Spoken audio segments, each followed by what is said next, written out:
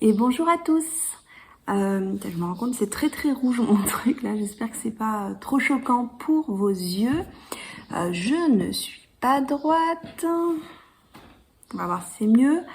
Je viens vous voir assez rapidement, je pense que ça va être un épisode assez court, mais j'avais quelques projets finis à vous montrer, un nouvel en cours et nous sommes donc le 5 juin, je voulais faire un petit point sur l'état du stage. Vous savez, j'avais pris une photo d'ensemble que je vous remets tout à l'heure quand j'en parlerai de mon stage au 31 décembre et j'ai bien avancé, donc je voulais faire un petit point d'étape.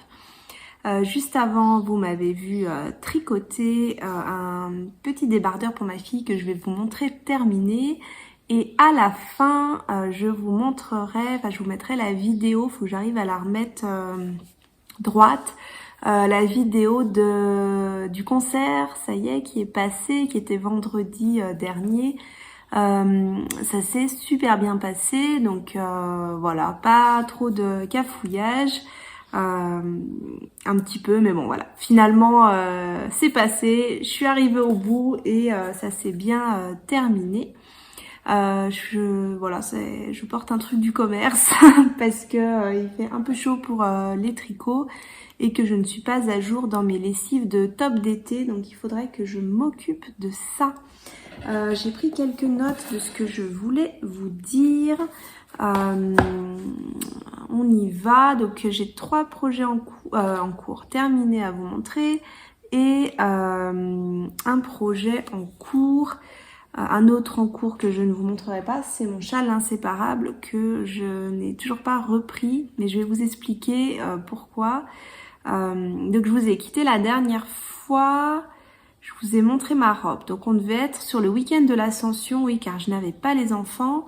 Donc on était sur le week-end de l'Ascension. Avant de partir dans mes discussions, je vous redis, sur les réseaux sociaux, si vous voulez me suivre, je mets à jour toutes mes fiches Ravelry, plus ou moins bien, plus ou moins instantanément, sous le pseudo Tête en l'air. Et sur Instagram, je partage un rythme pas très régulier, mais pas mal en story finalement.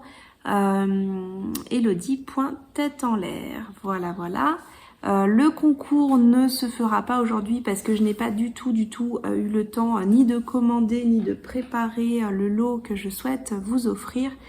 Mais voilà, ça viendra, c'est promis, peut-être dans l'été, quand j'aurai des jours un peu plus cool, notamment des congés. Donc, je vous ai quitté le week-end de l'Ascension, je vous ai montré la robe que j'avais cousue pour le mariage d'une amie.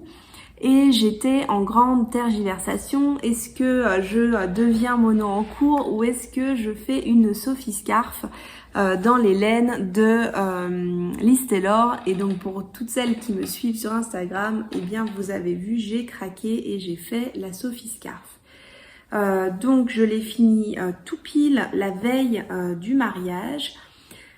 Donc moi je fais le modèle scarf, c'est-à-dire que logiquement elle est censée être plus petite que ça, mais moi je fais le modèle Sophie Scarf qui pour moi est vraiment, je trouve l'idéal en termes de, non, forcément ça va pas forcément bien avec mon top, mais qui est vraiment ce que j'aime en longueur d'écharpe. Donc voilà, ce que j'ai fait, c'est que j'avais 2 pelotes de mohair, 2 pelotes de fingering de Liz Taylor coloris orage que j'avais reçu pour mes 40 ans. Et donc, tout simplement, je suis allée jusqu'à la moitié.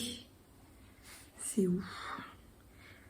Le fingering est plus faible en métrage, donc je suis allée jusqu'au bout de ma première pelote de fingering à quelques mètres près pour pas me faire avoir. J'arrive pas à voir où j'ai changé. Bon bref, peu importe.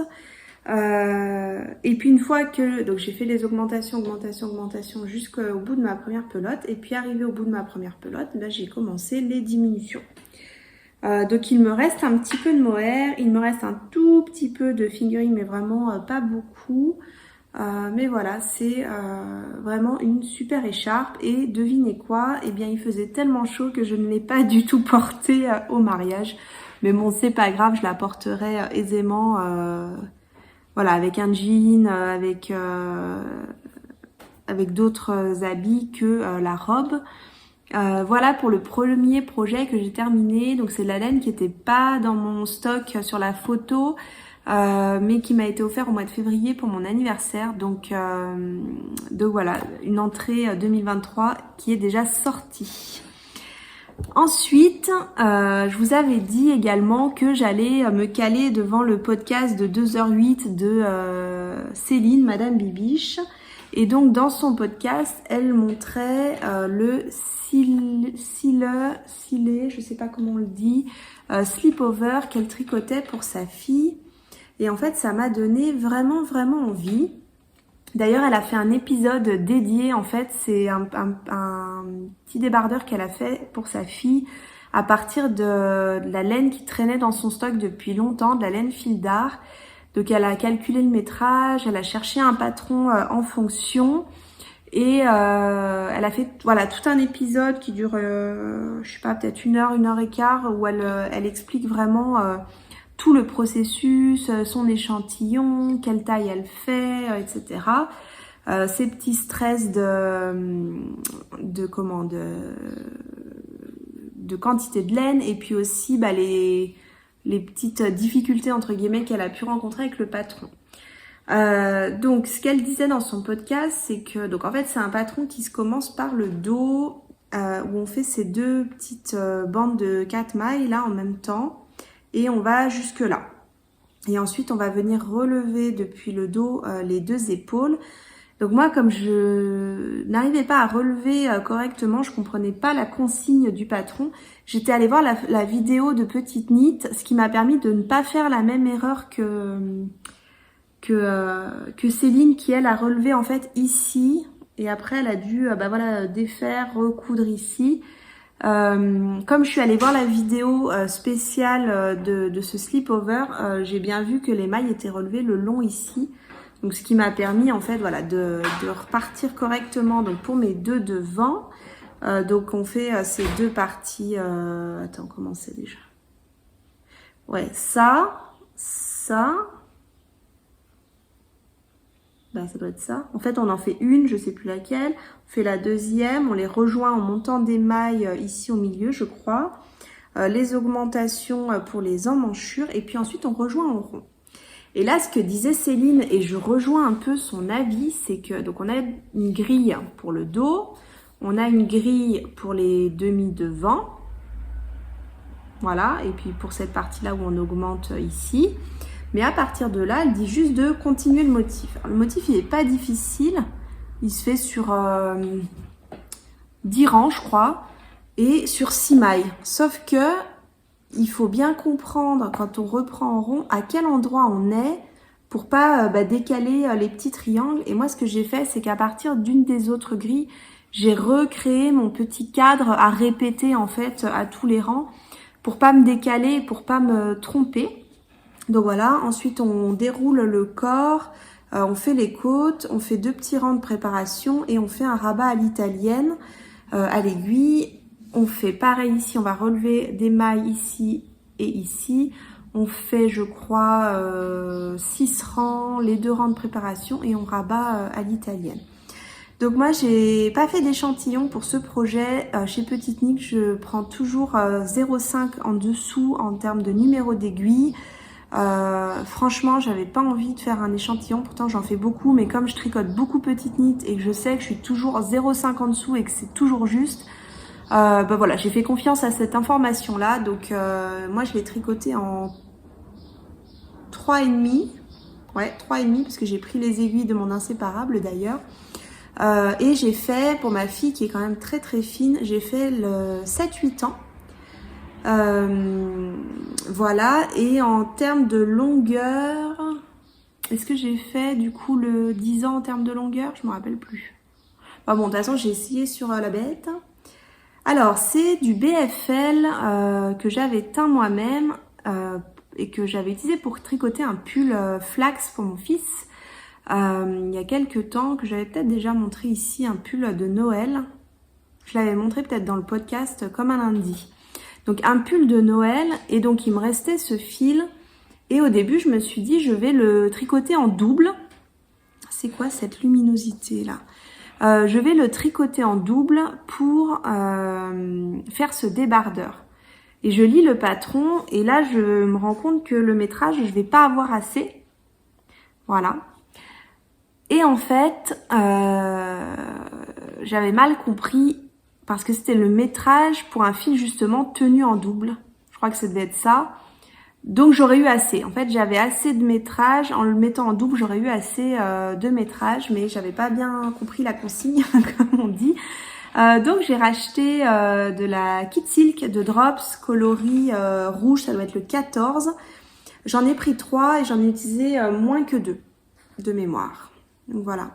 Voilà, il est super chouette. Je vais rentrer les fils. Je pense que je vais m'y coller ce soir. J'ai plein de trucs pour lesquels je dois rentrer les fils.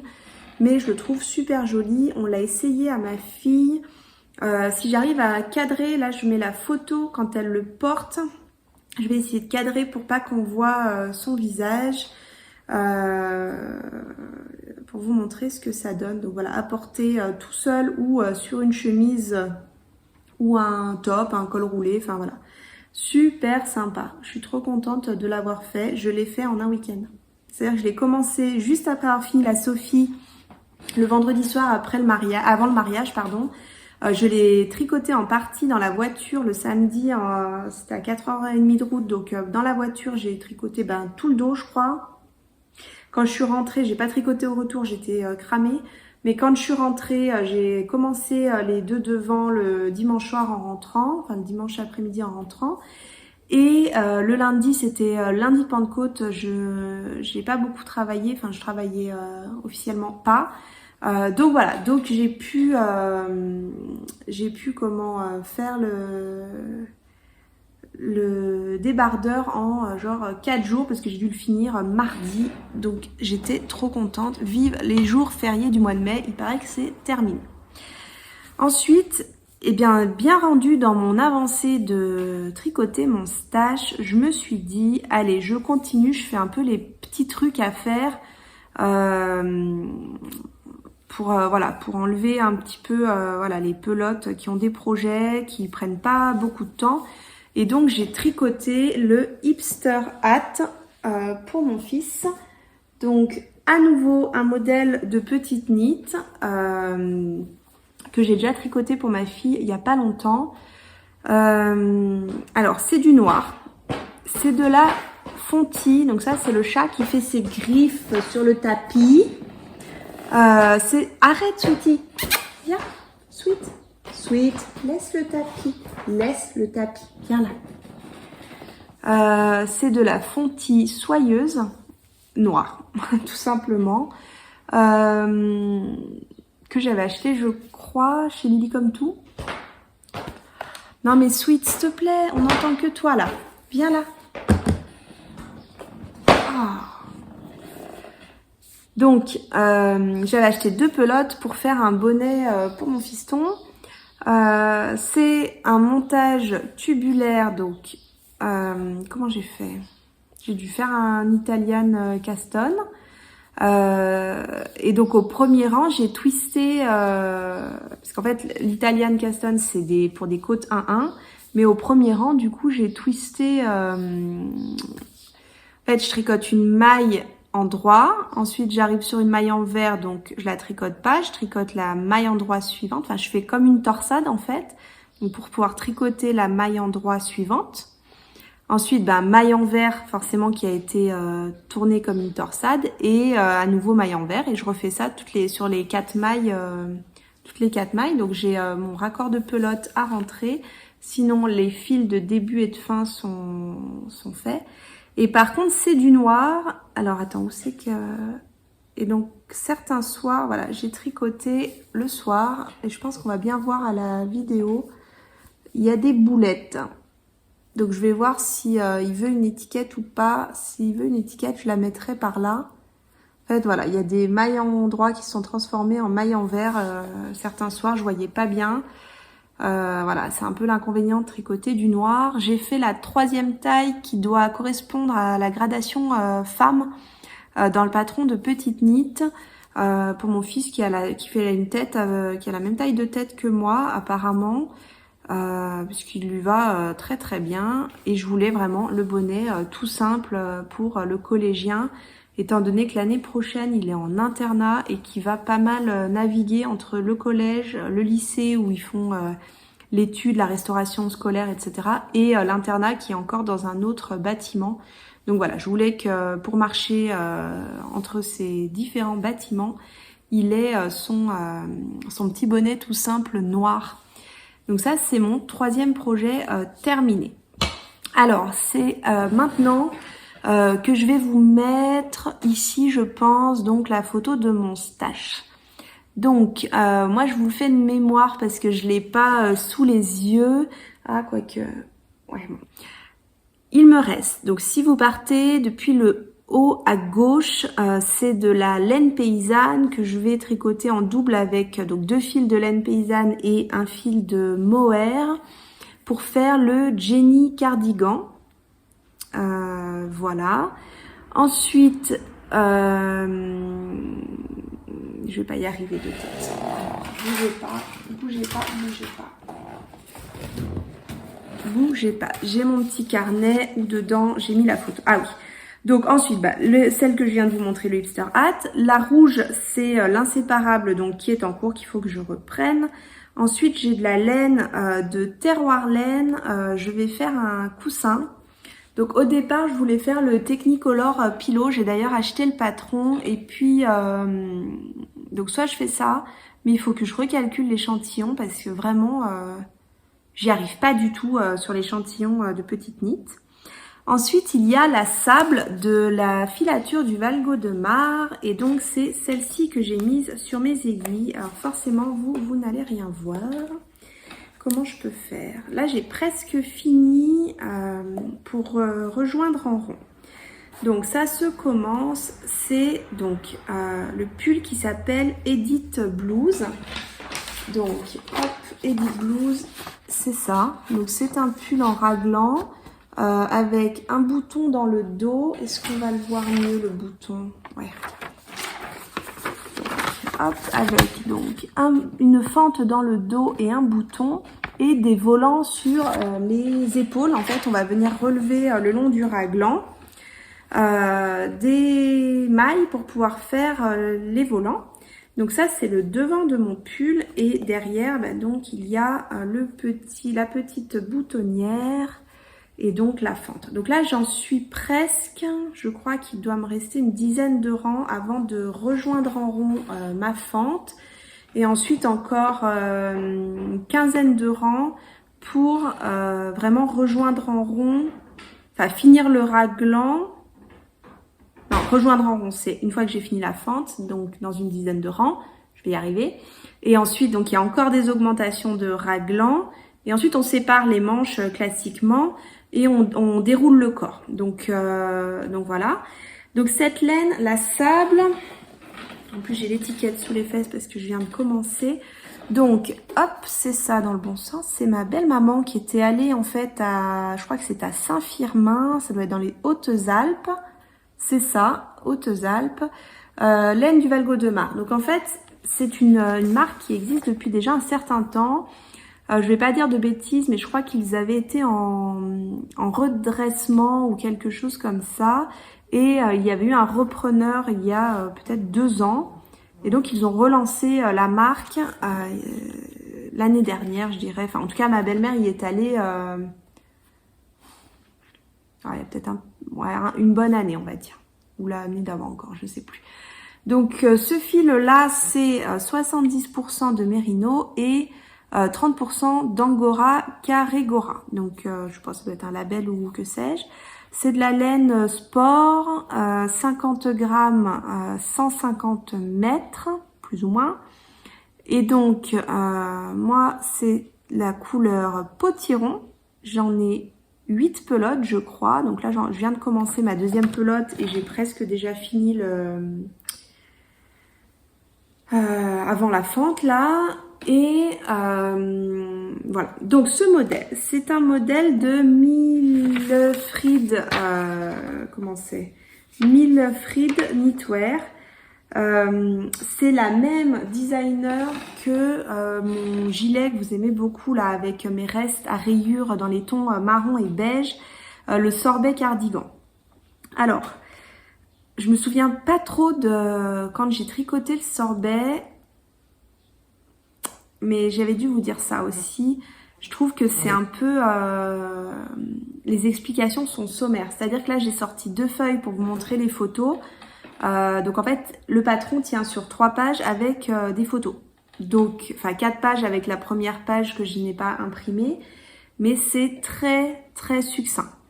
Donc si vous n'avez jamais fait de raglan avant, si vous n'avez pas l'habitude de tricoter un pull en raglan, qu'ensuite on laisse en attente, etc.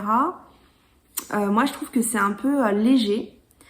Notamment, par exemple, moi je me repère souvent pour les raglans, je me repère souvent sur le nombre de mailles qu'on doit obtenir, ce qui m'évite de compter toutes mes augmentations. Donc là, ça m'aurait aidé si par exemple elle avait dit il faut qu'il y ait tant de mailles pour les manches.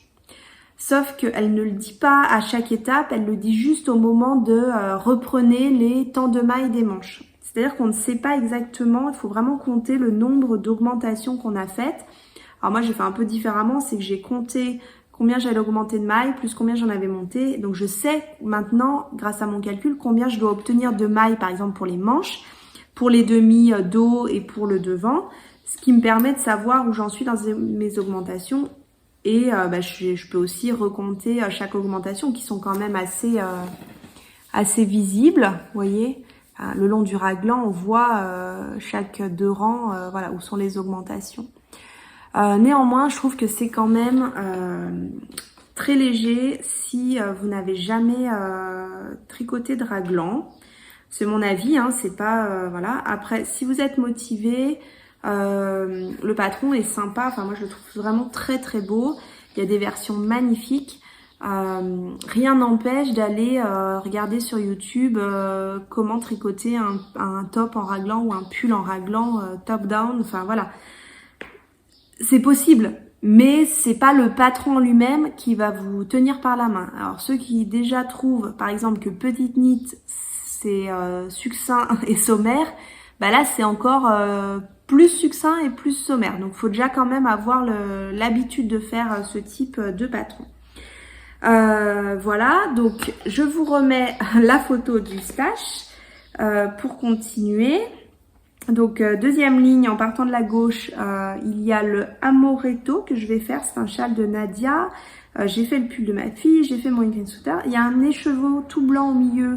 Ça va être une fournée de mitaines crème.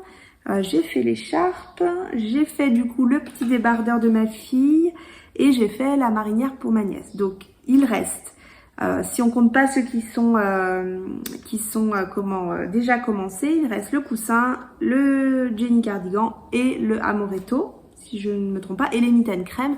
Donc il reste 4 projets à faire avec ce stash. Donc ça ne veut pas dire que mon stage va être terminé. Déjà j'ai un stage de laine à chaussettes, donc ça vous le savez. Et surtout j'ai reçu, je vous les ai déjà montré ici, de la laine pour faire de la laine de Cécile Laféfil pour faire un cumulus et un labyrintho. Donc là ça fait déjà 11 écheveaux, donc 2 projets. Et j'ai recommandé de la Baby Merino. Il y avait une promo Drops. Donc j'ai recommandé de la Baby Merino pour me faire un June top. Et je vous l'ai dit dans le dernier podcast, je l'ai toujours pas reçu d'ailleurs. Mais j'ai commandé également de du yak et soie pour faire le Uuru. Voilà, ça doit être ça. Donc bon. Finalement, le stage va pas être vide, mais voilà, d'ici la rentrée de septembre, normalement, tout ce qui est sur la photo aura été tricoté. En fait, je vais essayer de faire le edit et d'enchaîner, alors peut-être avec le Amoretto, histoire d'avoir un projet court, et ensuite de faire le Jenny cardigan avant qu'il fasse trop chaud, en fait, et que j'arrive plus à tricoter ça. parce que j'aimerais vraiment beaucoup l'avoir en guise de veste au mois de septembre. Donc j'aimerais vraiment le faire avant l'été pour avoir ce projet terminé au mois de septembre et ensuite passer sur les laines que j'ai eues cette année. Voilà. Je vous avais dit que ce serait un épisode court. Je voulais juste vous parler de deux podcasts.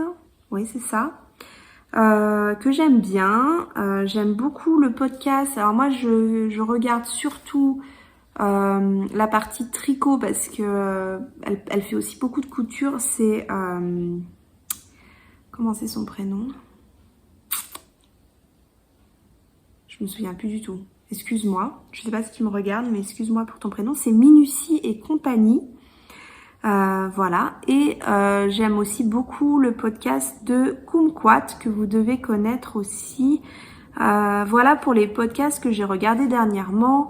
Bien sûr, ceux que je regarde habituellement et dont je vous ai déjà parlé, je suis à jour. J'ai aussi regardé Stitches, j'aime beaucoup ce qu'elle fait. Et j'ai revu aussi un épisode de Tricomonde de Sophie. Mais je me demande si je ne l'ai pas déjà dit la dernière fois, qui m'a donné envie de tricoter la chemise Azur que j'ai déjà imprimée, etc., qui est toute prête à couper au niveau du tissu. Voilà pour les projets tricot. Je voulais vraiment pas faire longtemps parce que j'ai du travail, donc je vais vite remonter, boucler ce que j'ai à faire. Et je suis toujours contente de venir vous voir. Vous me laissez toujours des commentaires super sympas. J'avance mes tricots. Venir me voir, ça me motive aussi à avancer. Donc voilà, toujours une super expérience. Donc n'hésitez pas à me laisser des petits mots. Et mais étant donné que j'ai pas tourné longtemps, eh bien j'espère que je reviens vite vous voir avec des projets à nouveau terminés. Elle m'agace cette mouche depuis tout à l'heure. Donc voilà, je vous embrasse et je vous laisse avec mon morceau de piano.